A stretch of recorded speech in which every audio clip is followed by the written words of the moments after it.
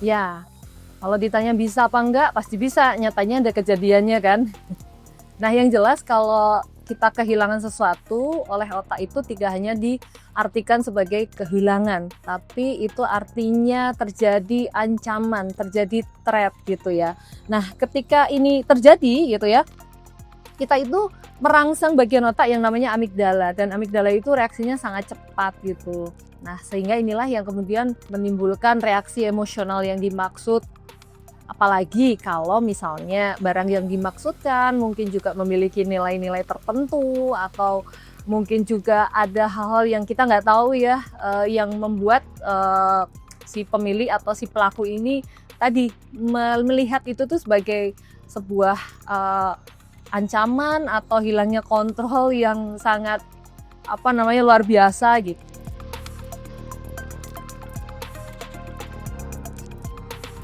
Lagi-lagi soal wajar atau tidak, reaksi emosional itu sesuatu yang sangat wajar, yang sangat manusiawi. Jadi memang otak kita itu dirancang untuk bereaksi secara emosional terlebih dahulu, baru kemudian menggunakan pikiran yang rasional gitu ya dalam memproses sesuatu gitu. Nah, sebenarnya bukan masalah emosi apa yang muncul itu, misalnya marah tadi, tapi adalah apa yang kemudian dilakukan setelah marah ini muncul. Nah, sepertinya di kasus yang sedang kita bahas ini, rasa marahnya itu kemudian tidak sempat untuk direnungkan terlebih dahulu, tapi langsung mendasari menjadi tindakan tertentu, yakni marah-marah tadi, apalagi di depan publik. Jadi kalau dari sisi regulasi emosi bisa dibilang ini regulasinya memang fokus ke ngatasin emosi tadi, tapi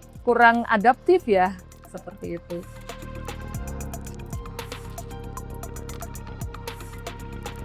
Yang terjadi sih yang saya lihat itu lebih ke emotional venting, alih-alih emotional focus coping gitu ya.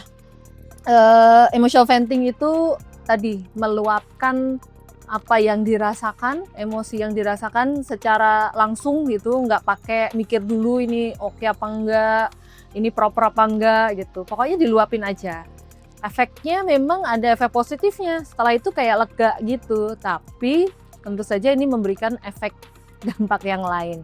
Nah, kalau yang namanya regulasi emosi sendiri, atau tadi sempat disebut emotional focus coping gitu ya, itu sendiri itu sebenarnya adalah kita itu melakukan pengelolaan yang fokus ke emosinya. Jadi bagaimana kita misalnya merasa marah, apa sih yang kita lakukan terhadap rasa marah itu? Oh, kita tenangin diri dulu, kita istighfar dulu misalnya, tarik nafas dulu, sehingga setelah itu kita bisa menentukan respon apa yang tepat, seperti itu.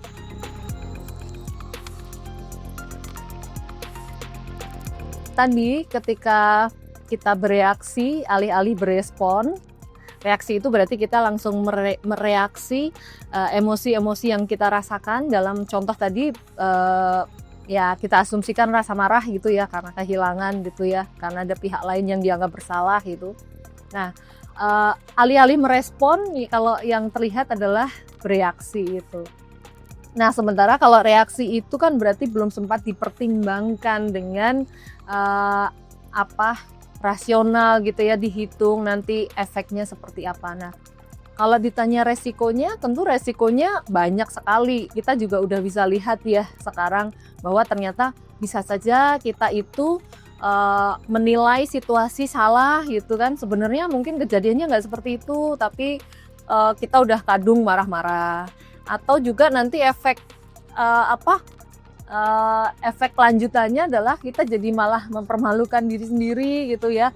Apalagi kalau ini kasusnya tuh dia share di sosial media gitu. Jadi alih-alih masalahnya selesai, malah jadi kayak menambah masalah yang lain.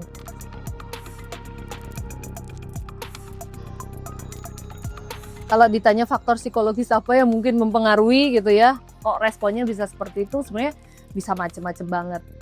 Tadi bisa karena dia mengalami kelelahan emosional, naik KRL desek-desekan itu kan nggak gampang ya. Saya sendiri juga pengguna KRL gitu. Tiap kali habis naik tuh kayak lelah banget. Apalagi kalau nggak dapet space gitu. Apalagi tuh dia mengalami ketinggalan, kehilangan. Tadi yang sudah disebutkan, kehilangan itu memicu reaksi tertentu di otak. Belum lagi juga mungkin dia memiliki rasa lelah gitu. Karena tadi menimbulkan rasa lelah. Bisa jadi juga mungkin ada masalah yang kita tidak tahu, dan ada banyak faktor lainnya, stres kerja misalnya karena beliau juga pekerja gitu. Jadi memang sangat bisa macam-macam, dan kondisi ini mungkin jadi satu sehingga ketika tadi ada stimulus yang memicu reaksi emosional gitu, ibaratnya itu langsung bikin duar gitu ya, langsung bikin ledakan yang mana tidak sempat diolah tapi langsung kemudian bereaksi gitu. Nah, sementara kan idealnya kita itu ketika mengalami stimulus, ada reaksi emosional di situ, kita kenali dulu gitu.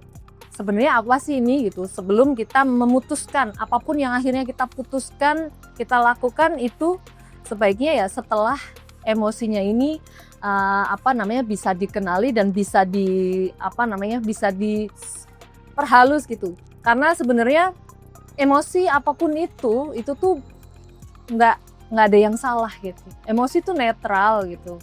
Even marah, bukan kita nggak boleh marah, bukan gitu. Tapi kita perlu mengenali kapan kita marah, kita perlu menyadari itu, kita perlu menerima itu sehingga ketika kita selanjutnya melakukan sesuatu itu sudah berdasarkan pertimbangan yang matang dan bukan sesuatu yang kita sesali.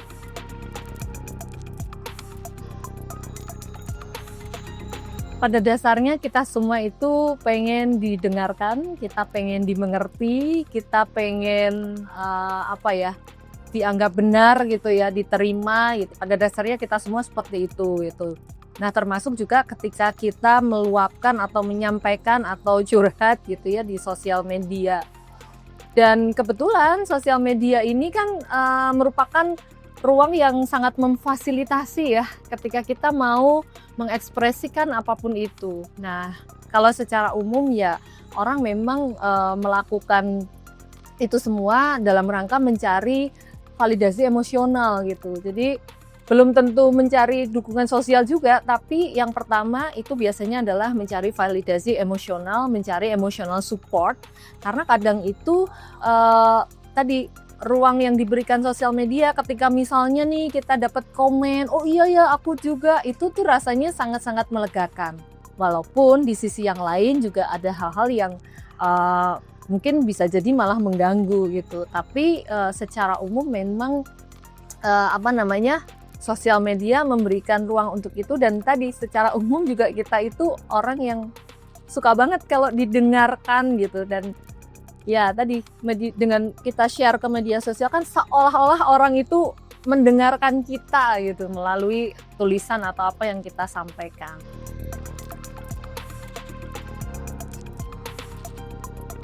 Oke, jadi pelajaran utama dari semua ini adalah respon, don't react gitu. Jadi ketika kita ingin melakukan sesuatu itu tuh selalu ambil jeda gitu, ambil jeda sebelum bereaksi.